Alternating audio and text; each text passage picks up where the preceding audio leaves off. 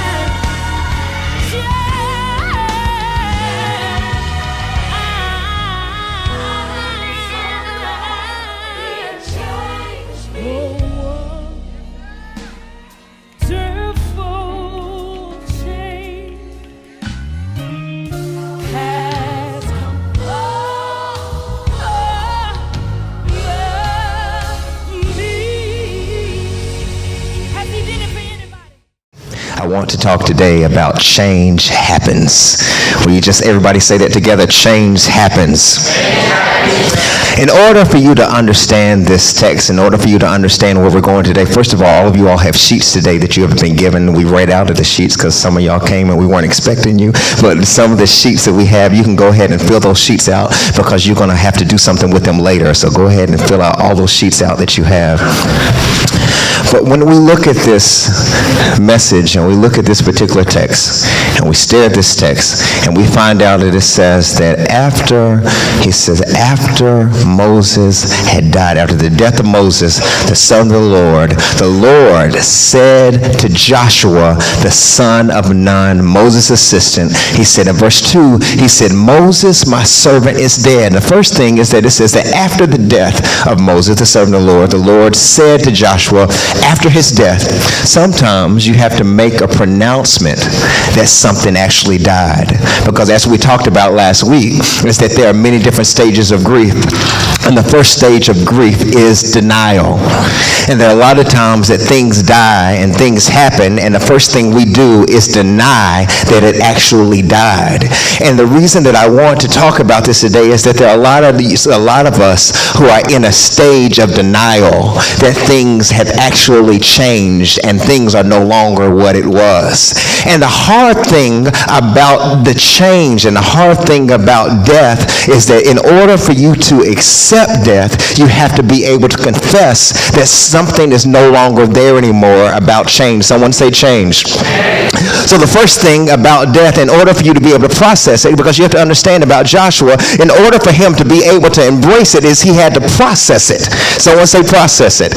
He had to process that it actually happened. The word process means that I have to think about what actually happened. The word process means that I have to actually deal with what happened. The word process means that I have to actually start to think and embrace what has happened in my life. So it's one thing for us to say that Moses died, but you have to understand, for Joshua to be on the scene, is very difficult for Joshua to lead to a place that he's never been before.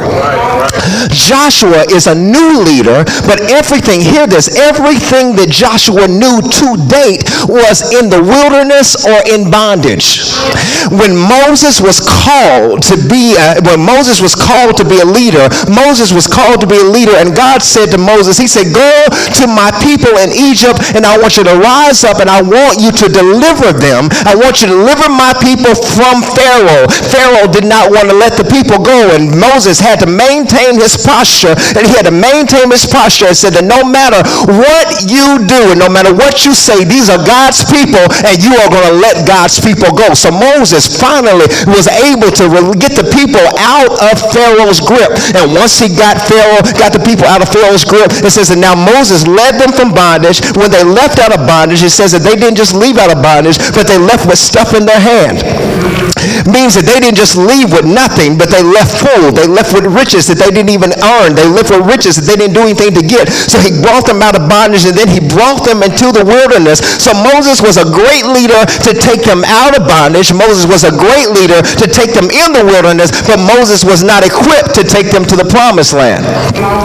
And what is difficult for many of us when it comes to change is that there are some people who are only there for you when you're coming out of bondage. There are only some people that are there for you while you're going through bondage, but there are some people who can't accept you when you change into the promise of the Lord. And you have to know who is supposed to be assigned to the different stages that you have in your life.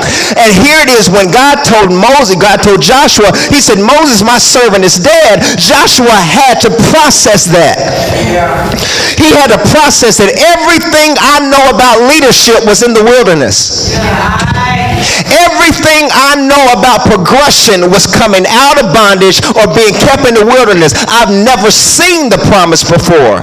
So how can I lead people to a place I've never been? And the thing about process is that when I think about process, the first thing I think about is the caterpillar. And the thing about a caterpillar being processed is that the caterpillar is slow. And imagine a caterpillar being slow and watching everything go fast around them. And the thing about death is that people try to tell you to get over it overnight. But there are some things you have to learn how to process it. You have to learn how to deal with what has happened in your life. And that is where depression comes from, because people don't know how to deal with what has changed in their life. And people, instead of dealing with it, we crawl into this dark space and we don't want to deal with it. But you have to learn how to process when life happens to you. So the caterpillar is walking, but the caterpillar doesn't seem like he's walking because he's walking slow, because he's processing every step that he takes. And when it comes to process, the first thing you have to do about process is you have to be very careful where you step. Because everything that Joshua knew is no longer there. And you have to be careful who tries to hook up with you while you're in process. Because there are some people who will try to take you from process to bondage. And you have to make a determination that I've already come out of bondage. I'm just in process. And I won't allow you to take me back from what I got delivered from. I'm just in process. Someone say process. So this caterpillar is walking around. But the thing about the caterpillar, Jericho, the reason that I love the caterpillar is even though the caterpillar is walking slow, while he's in process, he's thinking about what he will be eventually. Even though it doesn't look like he's making any progression, the caterpillar already knows that he has a destined end that may not be as fast as everybody else goes. Because some people get to where you think you need to go faster than you, and when they get there faster than you, you think that God has forgotten about you. God has not forgotten about you. God is just taking you through process. That's why when it says when the people got out of bondage, it says that God did not take them the short way, because it did not have to take them 40 years to get to their promise. But if he took them the short way, then when they got in the midst of battle, they would have turned around because they realized that they were not equipped to fight. There are some things that God is teaching you through process so that you can maintain what he's trying to give you. Somebody say process. I know that it's hard, and I know that it's difficult, and I know you want to crawl up in a bed, and I know you want to pull sheets over your cover, and I know you want to put your head under a pillow, and I know you want to just sleep it away. But some things you can't sleep away. You just got to process it. Somebody say process. There are some people who will leave you. Process it. There are some people who will talk about you. Process it. There are some people who will divorce you. Process it. There are some people who will unfriend you. Process it. Learn how to process life when it changes. The caterpillar had to process. He had to go forward and process. And he said, Moses, my servant, has died. He had to process that and think about what it meant to process. The interesting thing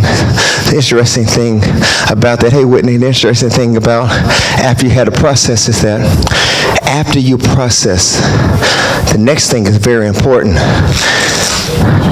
You have to look at what you've been and where you've been and ask yourself, is it necessary for where I'm going? And for some of you, old church is all you know. So I had to wear a robe to remind you of where you came from. Because all you know is tradition and religion. But what happens when your Moses dies? What happens when the consolidated district does not want you? What happens when you're not a part of the Baptist circle anymore? And what happens when you're not a part of the Apostolic Association and you're not a part of the Pentecostal assemblies of the world? And there's some things that you have to go from processing it to then you have to shed it. And this was the difficult part, because what happens when you're not where you want to be, but you're not where you want to be, and you have to crawl into this cocoon. So the caterpillar goes from processing to shedding what he was. And the thing about shedding where you are, because the Lord said, Moses, my servant, is dead. And then he told him, he said, arise, which means to shed. Which means you can't stay in process. Because that's what some of us want to do, is we want to stare at what died. But the thing about process is you can think about it, but then you have to arise from thinking about it to do something about it. So after I process it, then I have to shed what was. And that is a hard part because the shedding part is a vulnerable spot. And I want to move from Joshua to talking about a guy named David.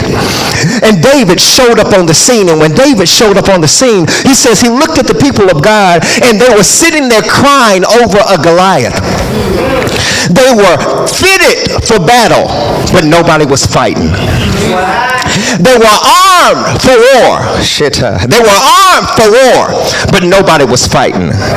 They were proclaiming the name of their church, but nobody was operating in the anointing of which God had called them to operate in. So David showed up just to feed his brothers. But when he showed up to feed his brothers, he looked and he said, who is this that dares to defy the armies of the living God? And they said, oh, that's Goliath. He's bigger than anything we have ever fought before. We don't know how to fight him. And he said, y'all may not know how to fight him. He said, but is there not a cause? People are dying. Nobody's going to do anything about it. People are leaving church. Millennials don't even want to be in church anymore. And don't nobody seem to care at all. People don't even want to believe in church as we know it anymore. And nobody wants to do anything about it. He said, oh, I'll fight them. So Saul said, oh, you want to fight him? He said, let me put on my armor on you. Let me put my robe on you.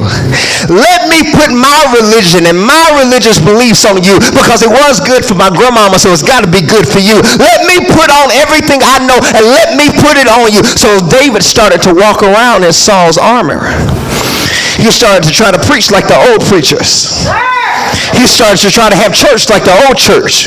And he used to try to operate like the old church. And he used to, he joined Growth Point, but he really wanted to put on the robe of where he came from. So he operated in a new space, but he operated like where he came from. So he put on, try to fight a new devil with old weapons. Try to fight a new season with old weaponry. So David was called, but he left them put religion back on him. But he was called to break religion, but he tried to put it on him. So David walked around with it on him, and at some point he said, this ain't for me. I'm comfortable with the robe, but I ain't called to the robe. I'm comfortable with religion, but I'm not called to it. I know it's different to wear blue jeans and a t-shirt, but I'm more comfortable in what I know than what you try to hand me. I can't be what you are. I appreciate my grandmama. I appreciate my daddy, but that's dead. I've got to pull it off. Someone say pull it off. I've got to pull it off. I know this is different from everything I know, but I got to shed it. I got to take it off, and I got to be what God has called me to be. I got to do what God has called me to do. I cannot be what's comfortable for you. Just because you came from so-and-so Baptist church and you want us to operate like where you came from, I can't be what you want me to be, because Saul's armor won't win the fight that I'm trying to fight over in Takes Creek. And if I would do it, it would not work, because if it was so good, why did you leave it?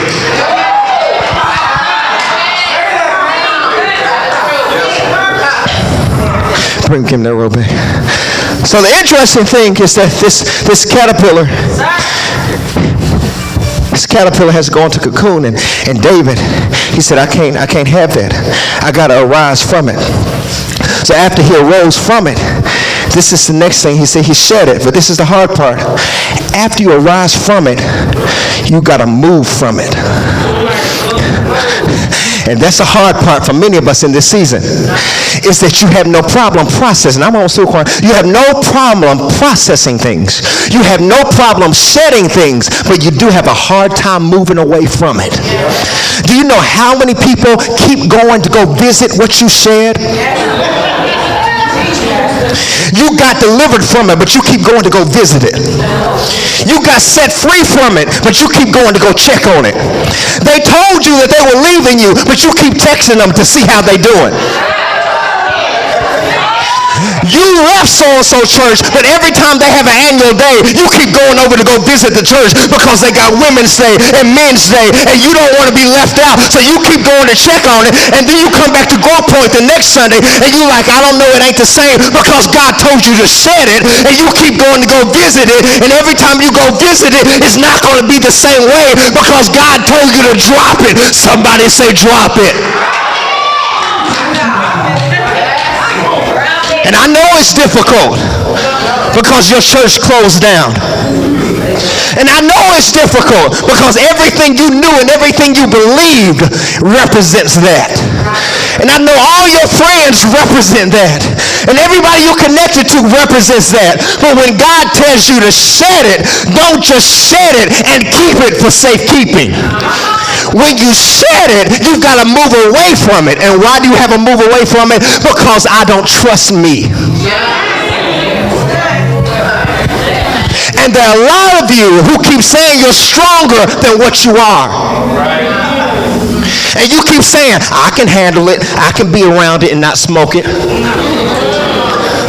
I can be around him. I know he was my first, but we ain't sleeping together no more.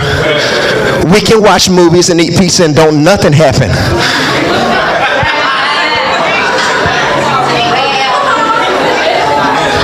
I changed my number, said I won't give him my new number, but I decided to give it to him anyway because we can still be friends, can't we? So what I got delivered from, I keep it around just in case I need it. So I got delivered from you. I pray and I ask the Lord, deliver me from this. Deliver me from this season. Take this out of me. Then he took it out of you, and instead of you moving from it, you keep it around. And then instead of getting delivered again, then we keep saying, Lord, I don't know why I can't have peace. I don't know why I can't have a sound mind. I don't know why I can't focus. Because the very thing he delivered you from, you still keep it. God help my mouth. God help my gossiping. And he helps you with your gossiping, and then you meet some new friends that help to feed your old habit. And I know it's difficult for you to get a new circle, but if you have some things that are keeping you where you are, you've got to say, I love you, but I know me. I love you, but I know me. And I fought too hard to get to this point. I had to process it. I had to shed it. And I've got to move away from it. And if moving away from it includes you, baby, I love you, but I can't have you in my circle anymore. So he shed it. He moved away from it. And that's the thing, and that caterpillar is very difficult because when you're in a shedding place, musicians call it shed sometimes, where you just get around and play. The thing about shed is that the thing about a shedding place is that it's a covering place. That no matter how vulnerable you are, he covers you in your vulnerability. I'm vulnerable, but he covers me. I don't know what's next, but he covers me. I don't know what my next move is, but he's covering me. I don't know what my new friendship circle looks like, but he's covering me. I don't know what Growth Point is doing. It's a completely different season, but he's covering me, and he's got me where I need to be. Somebody say he covers me. You want word for it? Psalms 91:1 says, he that dwells in the secret place of the Most High shall abide under the shadow. Somebody say, I'm in a shadow. I might not be in a little talk. I might not be talking a lot right now in this season, but he's covering me. You may not be hearing me from on the phone right now, but he's covering me. The reason I'm not talking is because I don't want to slip up and mess up my season. So he's covering me. Somebody say he's covering me. Somebody say he's covering me. I'm in a vulnerable spot right now. I'm still longing for where I came from, and I can't make no sudden moves. He's covering me. So in the midst of my shedding, I move from shedding to moving from it. And that moving from it is difficult because I got to push out of it.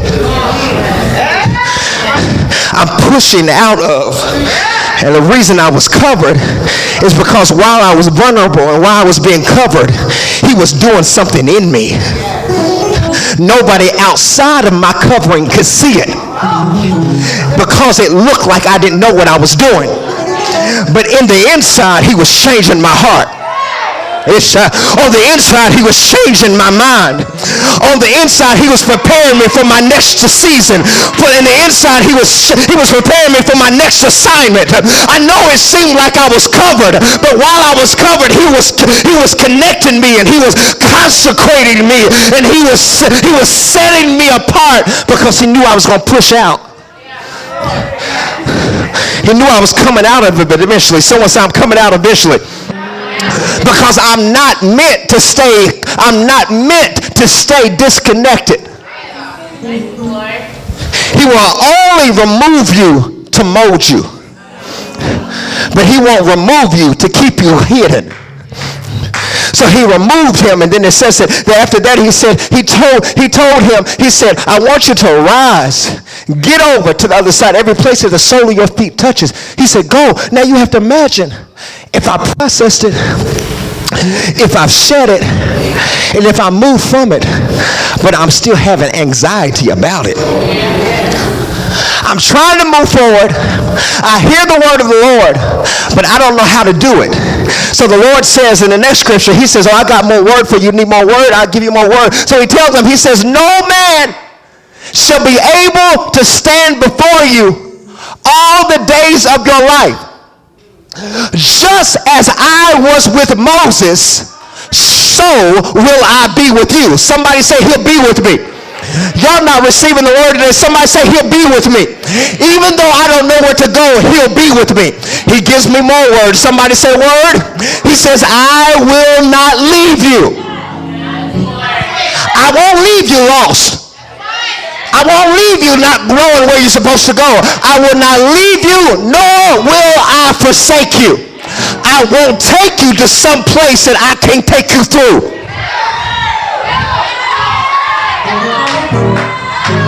I'll never put you in the midst of battle if I'm not going to give you what you need to fight. I'll never remove somebody from you if I don't have a plan to add somebody to you. I will not leave you. I will not forsake you. Someone say, he won't leave me. He said, I will not leave you, nor will I forsake you. He said, that's why I tell you, be strong. Be courageous. Somebody say, be strong. Be courageous. Somebody say it again, be strong. Be courageous. Look at somebody, say, be strong. Be courageous. He said, for you shall cause this people to inherit the land that I swore to your fathers to give you. Whatever I told you you can have, you will have it. But only, verse 7 says, but only be strong. Somebody say, only be strong. Be courageous. Be careful to do all according to the law that Moses, my servant, commands you. What that means is, don't forget about Moses and what he told you. Just because he's not there anymore didn't mean he didn't teach you some good lessons. That's what some of y'all think that I'm trying to preach anti-religion and anti-denominationalism. No, some of the things Moses taught me was good. Some of the things I learned in Sunday school was good. Some of the things I learned in the shut-in was good. I lost some of y'all. Some of the things I learned was good. The 7-day revivals were good for something, but it's gone now. It's not there anymore. He said, remember what you learned, because you're going into a new season. And you're going to need some of the things you learned in the other season for the next season. Somebody say, hold on to it, hold on to it. He says, do not turn from it to the right hand or to the left, so that you may have good success. Someone say good success. And that's what's wrong with some of you. You've been having partial success, because you can't talk about what brought you. You can't curse what kept you. I can't talk about Pastor Akins up here in over here at Grove Point, because it licensed me. I can't talk about Pastor Moses Radford there in Nicholasville, because it raised me. I can't can't stand up here and talk, and I hope he's watching live streaming. I can't sit here and talk about Bishop Stanley B. Searcy Sr. because it delivered me and developed me. But I'm not under the yoke of Bishop Searcy no more. And I ain't under the yoke of Bishop Akins no more. Pastor Akins. And I ain't under the yoke of my dad anymore. I'm not talking about the yoke was bondage. I'm talking about it was there to teach me. So you can't ask God to bless you, but you want to talk about everybody who taught you. Preach, Mario. I want God to bless Growth Point, but I'm going to sit here and talk about Bishop Searcy. I'm going to sit here and talk about Pastor Aiken and sit here and talk about my daddy. And we all preachers. We all preachers, and I'm asking God to bless my preaching ministry while I down somebody else's preaching ministry.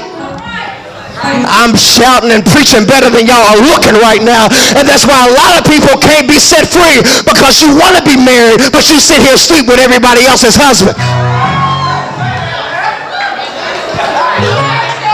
You can't have a good man if you sleep with everybody's good man. It don't work like that. God, you want word for it? Be not deceived. God is not mocked. Whatsoever man sows, that is a law of reciprocity. God can't bless Growth Point if we're sitting here talking about First Baptist Bragtown. God can't bless Growth Point if we sit here talking about total grace. Michael Robinson ain't here. C.B. Akins ain't here. Bishop Searcy ain't here. But a black man is here. And I want God to bless me.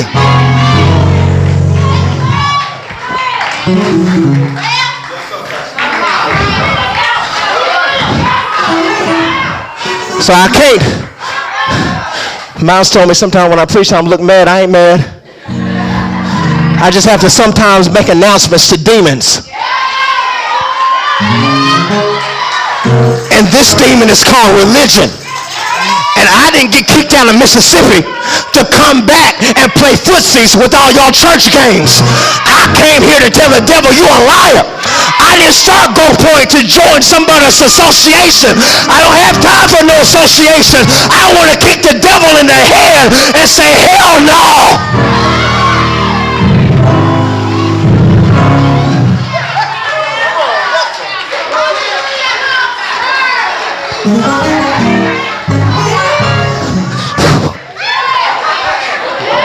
I feel like doing the Millie walks. It says, do not turn from it.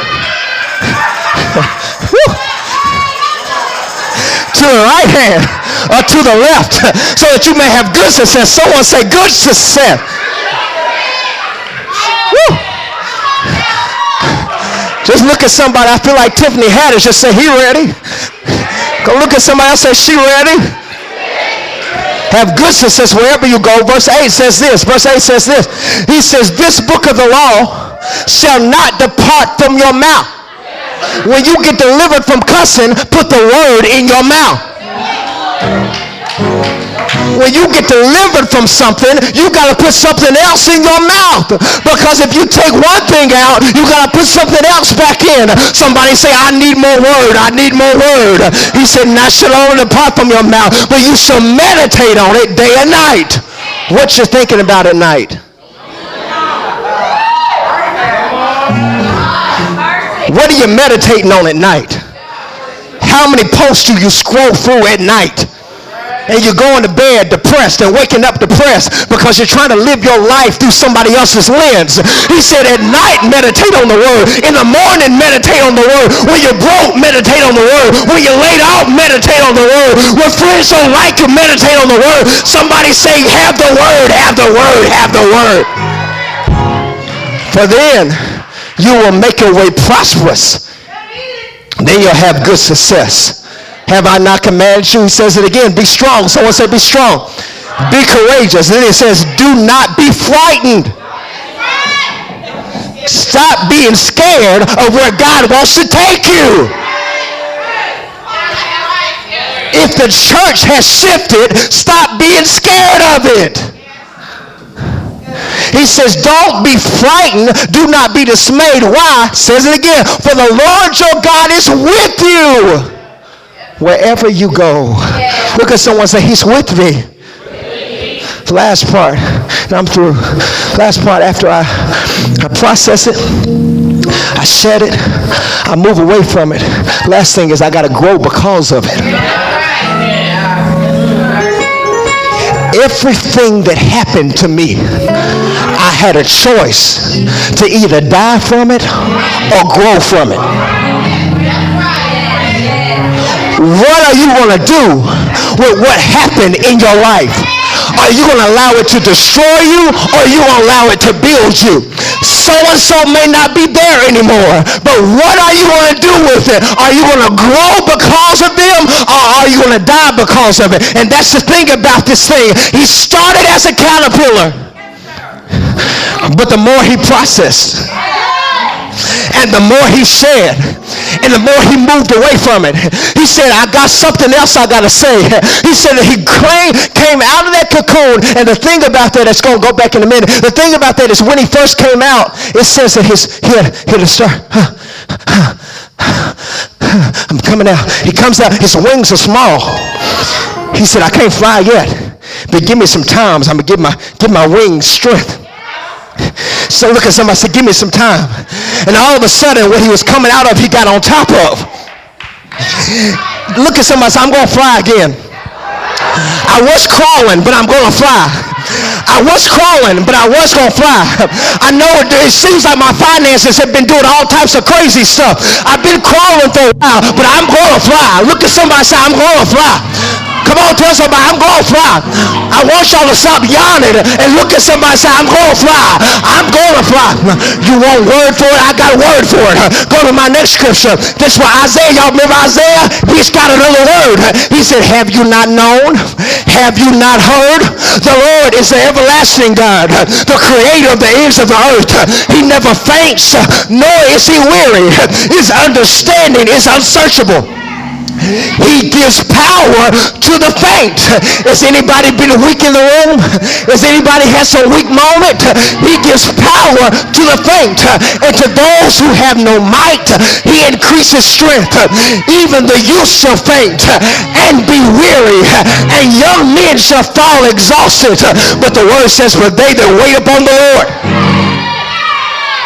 Look at somebody say, wait on the Lord. Somebody say, wait on the Lord. I know it doesn't look right, but wait on the Lord. Wait on the Lord. And eventually he shall renew my strength.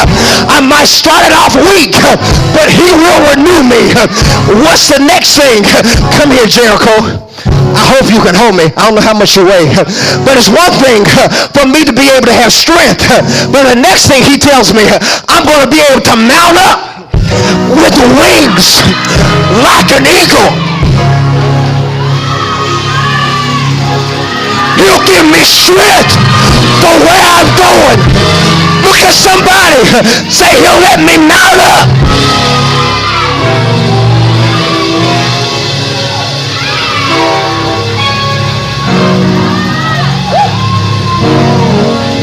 Mount up with wings like eagles. I shall run and not be weary. I shall walk and not faint. Somebody say, wait on the Lord.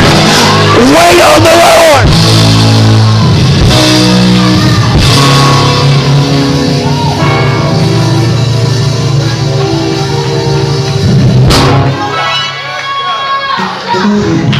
So I want to encourage everybody in here that it might start off weak, but he'll give you strength for where you're going. He'll let you rise up. Everybody just do a Patti LaBelle all over the room. Everybody just start flying.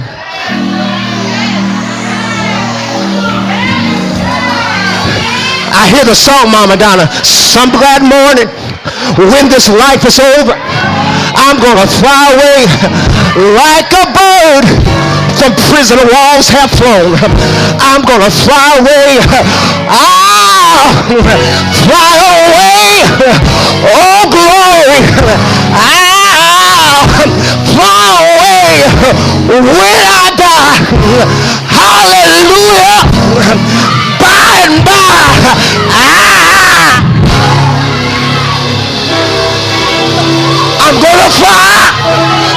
gonna fly away.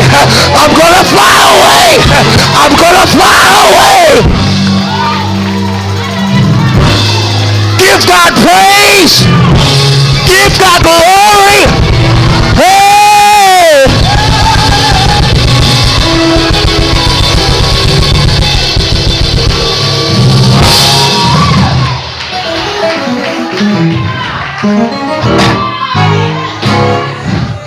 Morticians, please. Morticians, please.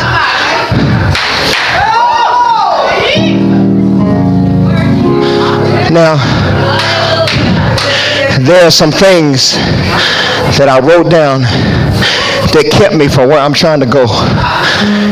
And they've hindered me as long as they can hinder me. You can go ahead and open it. I've kept it as long as I can keep it. And the hardest part of any funeral is the closing of the casket. Every usher is coming down every aisle to take everything you wrote down. Everything you wrote down, release it. Everything that's been holding you to this point, let it go. You're letting everything go. Pastor Chris Hodges says that my pain is either a jail that imprisons me or it's a school that shapes me. You can either allow your past to imprison you or you can allow it to shape you. We honor you for it in Jesus' name. Amen. Let's go ahead and hug a few people. Hug a few people. Thank y'all for